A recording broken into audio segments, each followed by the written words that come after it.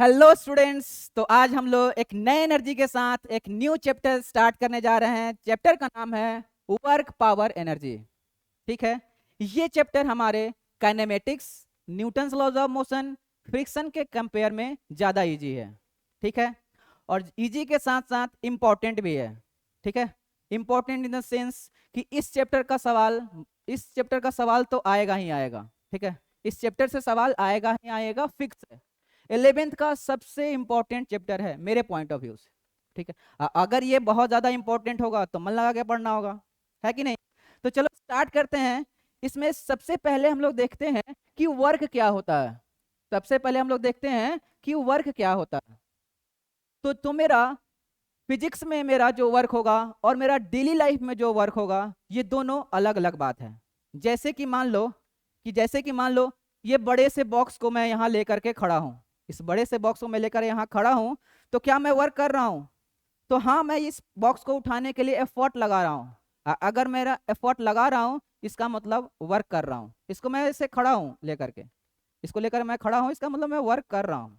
ठीक है, ये डे टू डे लाइफ का है। ठीक है, अब मान लो कि यहाँ पे इस दीवार को मैं लगातार पुश किया जा रहा हूँ। इस दीवार को मैं लगातार पुश किया जा रहा हूँ, क्या मैं वर्क कर रहा हूँ? हाँ, मैं वर्क कर रहा हूँ।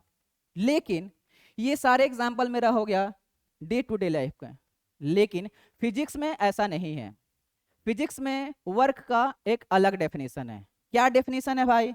तो यहाँ पे वर्क का डेफिनेशन लिखते हैं हम लोग कि बोल रहा है कि a force will do some work, a force will do some work if there is displacement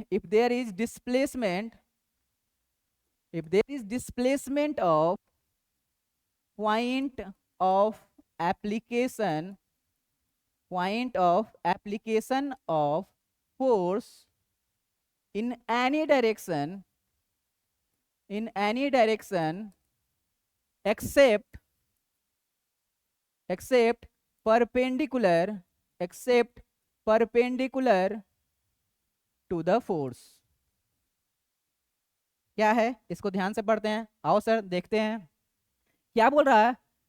कि फोर्स तभी वर्क होगा अगर there is displacement of point of application of force in any direction, कोई भी डायरेक्शन में, सिर्फ एक direction को छोड़ करके।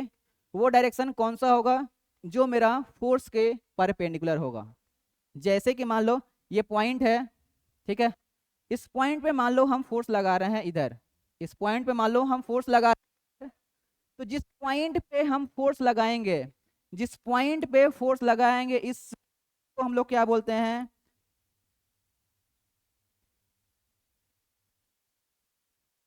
क्या बोलते हैं? Point of application of force.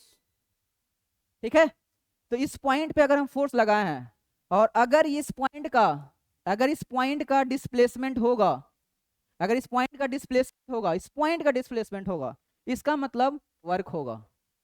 Work होने के लिए पूरे बॉडी का डिस्प्लेसमेंट होना जरूरी नहीं है।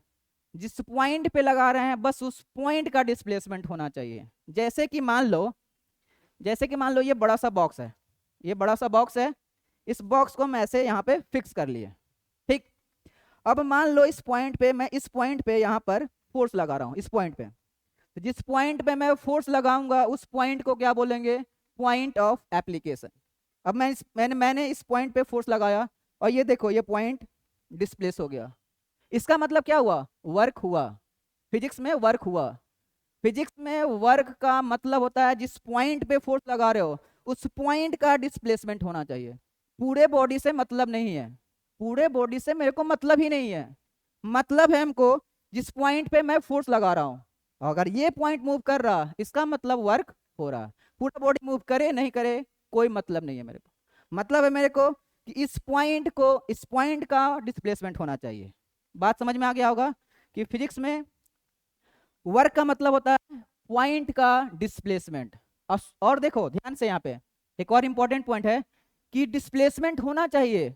कोई भी डायरेक्शन में हो सकता है, सिर्फ एक डायरेक्शन को छोड़ करके। अब वो कौन सा डायरेक्शन है? Perpendicular to the force. मतलब कि इस फोर्स के परपेंडिकुलर डायरेक्शन में डिस्प्लेसमेंट नहीं होना चाहिए। क्लियर है इतना बात? ठीक है। अब देखो आगे देखते हैं, नेक्स्ट पेज में देखते हैं कि वर्क के लिए क्या क्या रिक्वायरमेंट हो सकता है। अगर मान लो वर्क हो रहा होगा तो वर्क के लिए क्या क्या रिक्वायरमेंट हो सकता है। रिक्वायरमेंट ऑफ वर्क, वर्क के लिए क्या क्या रिक्वायरमेंट हो सकता है। सबसे पहला रिक्वायरमेंट तो होगा कि अगर वर्क हो रहा होगा तो फोर्स तो लग ही रहा होगा, बिना फोर्स के वर्क तो मेरा हो ही नहीं सकता है, इसका मतलब फोर्स तो लगेगा ही लगेगा। दूसरा क्या होना चाहिए? दूसरा होना चाहिए एक डिस्प्लेसमेंट होना चाहिए। दूसरा क्या होना चाहिए? डिस्प्लेसमेंट। डिस्प्लेसमेंट किसका? तो हाँ सर देखते हैं किसका displacement. Displacement of point of application in any direction except perpendicular to the force. इतना बात क्लियर हुआ? दो चीज रिक्वायरमेंट है वर्क के लिए, फोर्स और दूसरा डिस्प्लेसमेंट, वो भी पॉइंट ऑफ एप्लीकेशन का। तो ठीक है, देखो जैसे कि मान लो एक पॉइंट है मेरा ये ए, पे मैंने इस पॉइंट पे मैंने छोटा सा फोर्स लगाया एफ। इस छोटे से फोर्स के कारण ये पॉइंट डिस्प्लेस हो गया। कितना डिस्प्लेस हो गया सर? डीएस। डीएस इसलिए लिखे हैं क्योंकि ये डिस्प्लेसमेंट छोटा है और दोनों के बीच में फोर्स और डिस्प्लेस कितना है? थीटा। तो वर्क को डिफाइन कैसे करेंगे? Work equal to F dot ds. ये रहा मेरा वर्क का फॉर्मूला। क्या होता है? F dot d. ठीक है, और ये क्या है मेरा? डॉट। और जैसा कि हम लोग जानते हैं डॉट प्रोडक्ट में, डॉट प्रोडक्ट क्या होता है? A F D S cos theta. लिख सकते हैं ना? और यहाँ पे कॉस थीटा क्या हो जाएगा? Angle between force and displacement. Clear है? ठीक है, आगे देखते हैं सर। अब आगे क्या करते हैं, इस डिस्प्लेसमेंट को, इस ds cos थीटा को एक साथ लिख देते हैं। तो क्या कर दिया सर मैंने इसमें नया? तो देखो क्या कर दिया मैंने इसमें। अब मैंने इसमें नया क्या किया भाई? इस डिस्प्लेसमेंट का दो कंपोनेंट होगा। एक कंपोनेंट इधर होगा, एक कंपोनेंट इधर होगा, और एक कंपोनेंट मेरा इधर होगा। ठीक है, फिर से देखो यहां बना देते हैं। दो कंपोनेंट होगा, इस ds का दो कंपोनेंट होगा, एक ये कंपोनेंट होगा और दूसरा एक ये कंपोनेंट होगा, और ये मेरा दूसरा ये कंपोनेंट होगा। ठीक है, इस ds का इधर वाला कंपोनेंट क्या हो जाएगा? ds cos थीटा, और ये वाला कंपोनेंट क्या हो जाएगा? ds sin theta. ds cos theta क्या? डिस्प्लेसमेंट है, वो भी कौन सा? पैरेलल वाला। तो इसको हम लोग लिख सकते हैं फोर्स, इफ मेरा फोर्स, और ये ds cos थीटा क्या है? ds cos प्लेस का वो कंपोनेंट जो किसके तरफ है? ये क्या है मेरा? Component, component of displacement, component of displacement along force. मतलब कि फोर्स तो मेरा पूरा का पूरा लिखना है, और यहाँ पे क्या लिखना है? डिस्प्लेसमेंट का वही कंपोनेंट लिखना है, डिस्प्लेसमेंट का वही कंपोनेंट लिखना है जो मेरा किधर हो? जो मेरा फोर्स के डायरेक्शन में हो। इतना बात तो समझ में आ ही गया होगा। ठीक है, नेक्स्ट पेज में देखते हैं। यहाँ पे देख लो, एक बार फिर से बता दे रहा हूँ, ये डिस्प्लेसमेंट है, डिस्प्लेसमेंट का दो कंपोनेंट, इधर हो जाएगा मेरा ds, जिधर से थीटा होता है, जिधर से थीटा होता है उधर cos थीटा होता है, और दूसरा परपेंडिकुलर sin थीटा हो जाता है। ठीक है, तो ये हो जाएगा ds cos थीटा, ये हो जाएगा ds sin। क्लियर है? आगे देखते हैं कि वर्क का जो हम लोग लिखे हैं डेफिनेशन, वो लिखे हैं एफ डॉट ds। तो इसको देखो तो एफ ds cos थीटा ऐसे भी लिख सकते हैं, या इसको एक और तरीके से भी लिख सकते हैं, F cos theta, F cos theta ds। लिख सकते हैं ना सर? हाँ सर। अब देखो यहाँ पे इस ds cos थीटा को क्या लिखेंगे, इस ds cos थीटा को लिखेंगे s का डिस्प्लेसमेंट का वो कंपोनेंट जो मेरा फोर्स के क्या हो, पैरेलल हो जाएगा। उसी तरीके से यहाँ क्या लिखेंगे, यहाँ क्या लिखेंगे सर, यहाँ लिखेंगे कि ये क्या है मेरा फोर्स का वो कंपोनेंट, फोर्स का वो कंपोनेंट जो मेरा डिस्प्लेसमेंट के अलोंग है। दोनों लिख सकते हो, या तो तुम डिस्प्लेसमेंट का कंपोनेंट फोर्स के तरफ लिखो या फोर्स का कंपोनेंट डिस्प्लेसमेंट की तरफ लिखो। सिंपल सा बात है ना।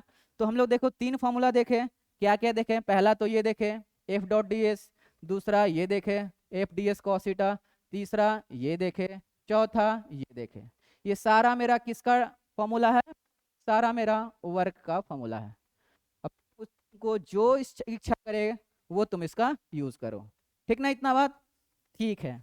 आगे देखो, जैसे कि मान लो क्योंकि ये मेरा क्योंकि ये मेरा डॉट प्रोडक्ट है, फॉर्मूला क्या है, डॉट प्रोडक्ट है। तो अगर ये डॉट प्रोडक्ट होगा तो ये मेरा स्केलर होगा कि वेक्टर होगा, बताओ सर, स्केलर होगा कि वेक्टर होगा। तो सिंपल सा आंसर है कि अगर ये डॉट प्रोडक्ट होगा तो ये मेरा स्केलर क्वांटिटी हो जाएगा। क्या हो जाएगा, स्केलर क्वांटिटी हो जाएगा। ठीक है सर, ओके। ये स्केलर क्वांटिटी है तो साथ साथ बता दो इसका एसआई यूनिट क्या हो जाएगा, जल्दी से बता दो सर। तो देखो यहाँ फोर्स का यूनिट क्या होता है, फोर्स का यूनिट मेरा होता है न्यूटन, फोर्स का यूनिट क्या होता है मेरा, न्यूटन। ये क्या है सर, ये मेरा डिस्प्लेसमेंट है, डिस्प्लेसमेंट का यूनिट क्या हो जाएगा सर, मीटर। तो न्यूटन मीटर मेरा यूनिट हो जाएगा। इसको हम लोग जूल भी बोलते हैं, क्या बोलते हैं इसको, जूल बोलते हैं। ठीक है, मान लो सर कि सीजीएस यूनिट भी बता दो सर, अगर ऐसा यूनिट हो गया तो सीजीएस यूनिट भी बता दो। ठीक है, न्यूटन का सीजीएस यूनिट क्या होता है, डाइन होता है, 10⁵ डायन।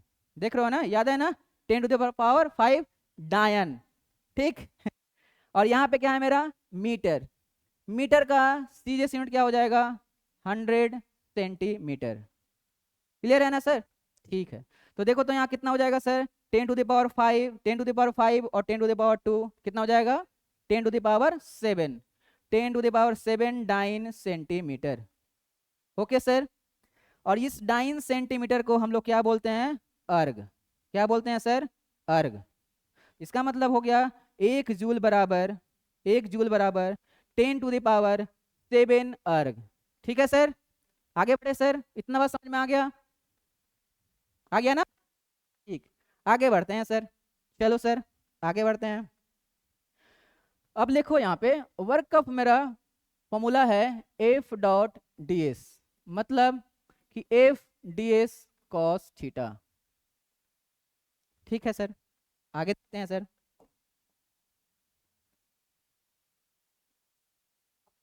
देखो सर, अगर अगर थीटा मेरा एक्यूट एंगल हो जाए, अगर थीटा मेरा एक्यूट एंगल हो जाए, इसका मतलब थीटा मेरा लेस देन 90 डिग्री हो जाए, तब मेरा क्या हो जाएगा, तब मेरा वर्क मेरा जो हो जाएगा वो क्या हो जाएगा, अगर एक्यूट हो जाएगा तो क्या हो जाएगा, एक्यूट मतलब कि फर्स्ट क्वाड्रेंट में, अब फर्स्ट क्वाड्रेंट में cos थीटा क्या होता है, पॉजिटिव होता है, इसका मतलब वर्क मेरा क्या हो जाएगा, पॉजिटिव हो जाएगा। मतलब कि अगर एक्यूट एंगल बन रहा है तो वर्क मेरा क्या हो जाएगा, पॉजिटिव हो जाएगा। ठीक है सर, और अगर मेरा थीटा ऑब्ट्यूस बन रहा है, ऑब्ट्यूस का मतलब क्या होता है sir, theta greater than 90 degree, theta greater than 90 degree, इसको ऐसे लिख सकते हैं 90 से बड़ा और 180 से छोटा, तब कौन सा एंगल हो जाएगा, ऑब्ट्यूस। अब देखो ये किस क्वाड्रेंट में आ रहा है, सेकेंड क्वाड्रेंट में, किस क्वाड्रेंट में आ रहा है, सेकेंड क्वाड्रेंट में। और सेकेंड क्वाड्रेंट में cos थीटा क्या होता है सर, सेकेंड क्वाड्रेंट में cos थीटा निगेटिव होता है, इसका मतलब वर्क जो मेरा हो जाएगा वो क्या हो जाएगा, निगेटिव हो जाएगा। ठीक है सर, अब क्या होगा सर, अब मान लो कि थीटा मेरा क्या हो जाए, 90 डिग्री हो जाए, थीटा मेरा क्या हो जाए, 90 डिग्री हो जाए। तब अगर थीटा 90 डिग्री हो जाएगा तो वर्क कितना हो जाएगा, एफ डी एस कॉस 90, कितना हो जाएगा सर, cos 90। cos 90 कितना होता है सर, 0 होता है। इसका मतलब हम लोग यहाँ से ये देखे कि जो मेरा वर्क है पॉजिटिव भी हो सकता है निगेटिव भी हो सकता है और जीरो भी हो सकता है। Clear sir? जीरो कब हो रहा है? जीरो तब हो रहा है जब फोर्स और डिस्प्लेसमेंट के बीच का एंगल कितना हो रहा है सर? 90 डिग्री हो रहा है। एक और यहाँ पे पॉइंट ऐड करना चाहेंगे कि वर्क पॉजिटिव होने का मतलब क्या होता है? वर्क पॉजिटिव होने का मतलब होता है इसका काइनेटिक एनर्जी इंक्रीज होगा, एनर्जी इंक्रीज होगा। आगे देखेंगे इसको, लेकिन अभी बस इतना ध्यान रखो कि अगर वर्क पॉजिटिव होगा तो काइनेटिक एनर्जी इंक्रीज होगा। ठीक है सर। अगर वर्क मेरा निगेटिव हो रहा तो काइनेटिक एनर्जी मेरा डिक्रीज हो रहा, और अगर वर्क हो ही नहीं रहा तो मेरा काइनेटिक एनर्जी क्या हो रहा है सर? कांस्टेंट हो रहा। ठीक है सर। तीन कंडीशन, ये तीन मेरा स्पेशल कंडीशन है।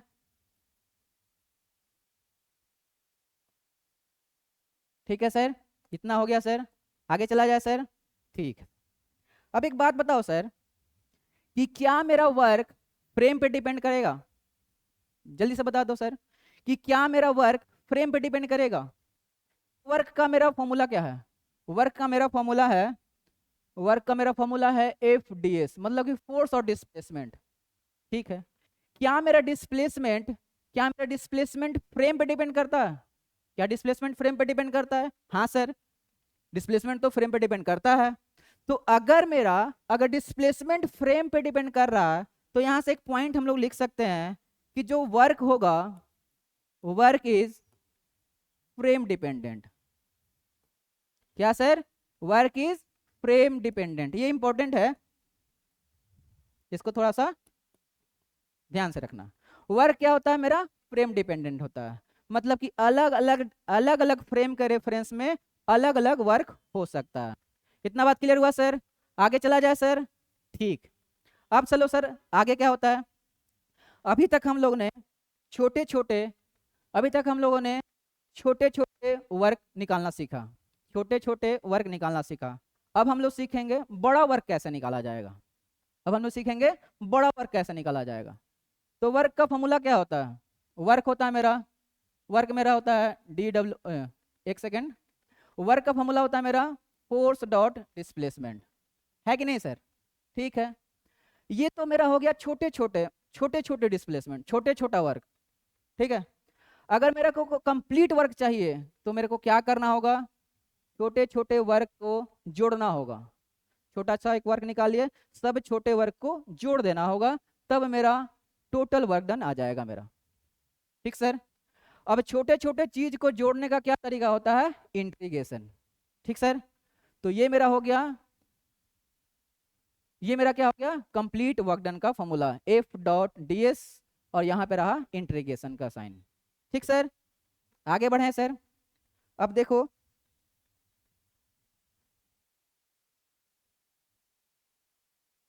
सर, न्यू टॉपिक मेरा क्या होगा? Work done by constant force. Work done by work done by constant force. Constant force का वर्क डन कैसे निकाला जाता है?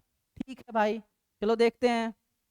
जैसे कि मान लो कि मेरा फोर्स है जो, ये मेरा क्या है? Constant force. कांस्टेंट बोलने का मतलब ये होता है कि इसका मैग्नीट्यूड और डायरेक्शन दोनों फिक्स होगा। ठीक है। तो ठीक है, मान लो ये पॉइंट मेरा ए है, इस पॉइंट को डिस्प्लेस करते करते यहां लेकर चले आए, ए से मेरा तक पॉइंट को डिस्प्लेस किए। इस पे मेरा फोर्स जो लग रहा है कांस्टेंट लग रहा है। कांस्टेंट मतलब कि हर डायरेक्शन में ऐसे ही लग रहा है, हर बार ऐसे ही डायरेक्शन में मेरा लग रहा है फोर्स। क्लियर है? फोर्स मेरा क्या है? कांस्टेंट है। ठीक है सर। आगे क्या करेंगे सर? आगे सर, अब मेरे को ना वर्क निकालना है, यहाँ से यहाँ तक हम लोग डिस्प्लेसमेंट किए हैं, इसका वर्क निकालना है। तो क्या करेंगे सर? अभी हम लोग देखा कि छोटा सा वर्क निकालेंगे, उस छोटे छोटे वर्क को निकाल करके ऐड कर देंगे। ठीक सर। तो देखो क्या करेंगे सर, यहाँ पे छोटा सा डिस्प्लेसमेंट के कारण, इस छोटे से डिस्प्लेसमेंट के कारण वर्क निकालेंगे, फिर इस छोटे से डिस्प्लेसमेंट के कारण, इस छोटे छोटे डिस्प्लेसमेंट के कारण वर्क निकालेंगे। इस सारे वर्क को क्या कर देंगे? लास्ट में ऐड कर देंगे। इस छोटे छोटे डिस्प्लेसमेंट के कारण वर्क निकालेंगे, इस सारे वर्क को हम लोग लास्ट में क्या कर देंगे, ऐड कर देंगे। क्लियर है? यहाँ पे देखो, यहाँ पे फॉर्मूला था एफ डॉट डी एस, और जोड़ने का तरीका क्या होता है, इंटीग्रेशन। ठीक है सर। अब एक बात बताओ सर, क्या यहाँ पे फोर्स कांस्टेंट है? हाँ, फोर्स कांस्टेंट है। ठीक है। और अगर कोई क्वांटिटी कांस्टेंट होता है तो इंटीग्रेशन से क्या हो जाता है सर, बाहर हो जाता है। एफ फोर्स हो गया मेरा बाहर, डॉट डीएस। ठीक है सर, ठीक है सर, फोर्स हो गया मेरा, और ये रहा मेरा डीएस। अब क्या करेंगे सर, अब हम लोगों को इस डिस्प्लेसमेंट का एडिशन करना है। अब बताओ इस सर छोटा छोटा डिस्प्लेसमेंट जो हो रहा है, इस छोटा छोटा जो डिस्प्लेसमेंट हो रहा है, इस छोटा छोटा जो डिस्प्लेसमेंट हो रहा है, इस सारे को क्या करना है सर, ऐड करना है। अब बताओ छोटे छोटे वेक्टर को ऐड करने का तरीका याद है? 3 तरीका होता है छोटे छोटे। बहुत सारा वेक्टर को ऐड करने का क्या तरीका होता है? बहुत सारा वेक्टर का ऐड करने का तरीका होता है मेरा, जल्दी से बताओ क्या होता है, पॉलीगॉन लॉ होता है। क्या होता है मेरा, पॉलीगॉन लॉ होता है। मतलब कि ये जो मेरा पिंक वाला लाइन है, ये मेरा क्या हो जाएगा, डिस्प्लेसमेंट हो जाएगा। क्या हो जाएगा सर, डिस्प्लेसमेंट हो जाएगा। इसका मतलब हम लिख सकते हैं यहाँ पे work equal to direct force dot displacement. ठीक है सर। यहाँ पे देखो सर, फिर से हम लोगों ने कांस्टेंट फोर्स के कारण वर्क निकाला। यहाँ पे फोर्स कांस्टेंट था, यहाँ पे फोर्स कांस्टेंट था, इसलिए इंटीग्रेशन से बाहर आ गया। अब इस छोटे छोटे डिस्प्लेसमेंट को ऐड करना था, और छोटे छोटे डिस्प्लेसमेंट का ऐड करने का तरीका पॉलीगॉन लॉ से हम लोग निकाले यहाँ से यहाँ तक, ये रहा मेरा डिस्प्लेसमेंट। ठीक है सर। तो यहाँ पे हम लोग देखें कि कांस्टेंट फोर्स का वर्क क्या हो जाएगा, क्या हो जाएगा, फोर्स लिखना है, उसका डॉट करना है डिस्प्लेसमेंट के साथ।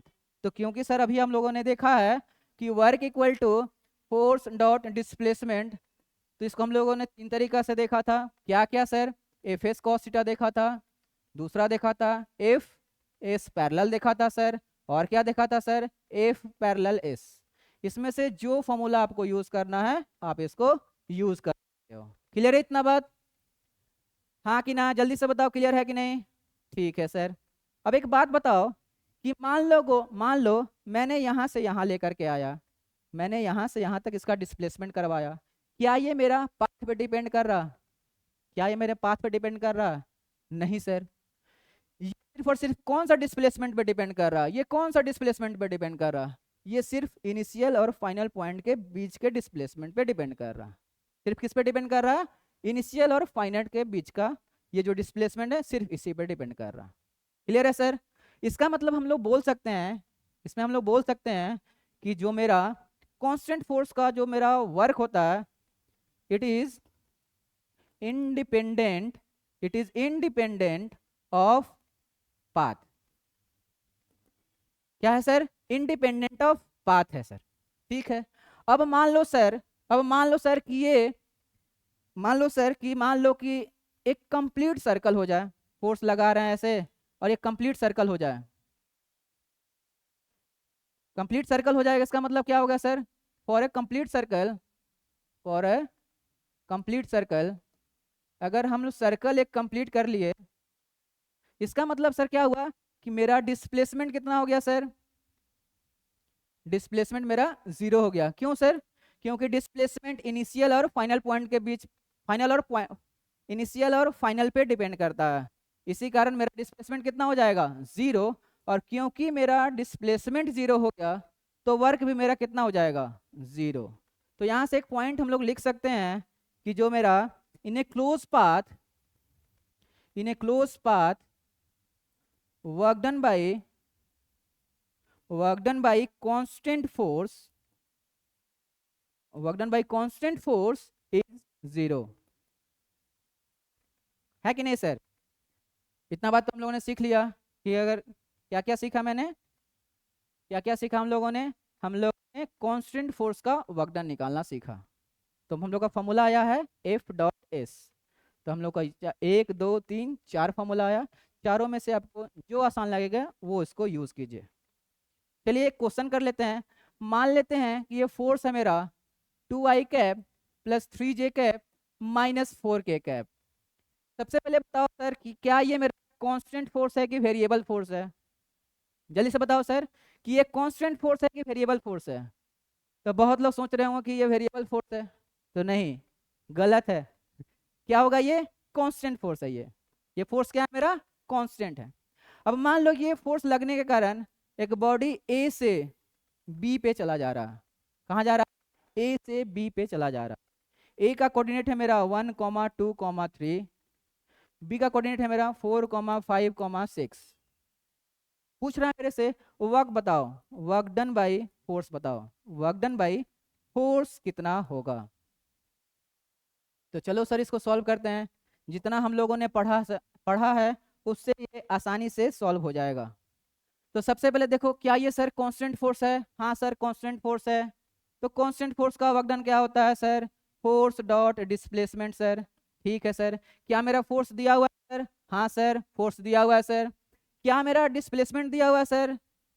नहीं सर, डिस्प्लेसमेंट डायरेक्ट तो नहीं दिया हुआ है, लेकिन इनिशियल और फाइनल के बीच का कोऑर्डिनेट दिया हुआ है। और क्योंकि मेरा कोऑर्डिनेट दिया हुआ है तो हम लोग डिस्प्लेसमेंट में निकाल सकते हैं सर। क्या होता है sir displacement? Final minus initial coordinate कर दो। 4 में से 1 जाएगा तो कितना हो जाएगा सर? 3i cap. 5 में से 2 जाएगा तो कितना हो जाएगा सर? 3j cap. 6 में से 3 जाएगा तो कितना हो जाएगा सर? 3k cap. ठीक है सर। 4 में से 1 जाएगा तो 3 3 3। ठीक है सर। चलो आओ यहाँ पे पुट कर लेते हैं। क्या पुट करेंगे sir? 2i cap plus 3j cap minus 4k cap. ठीक है सर।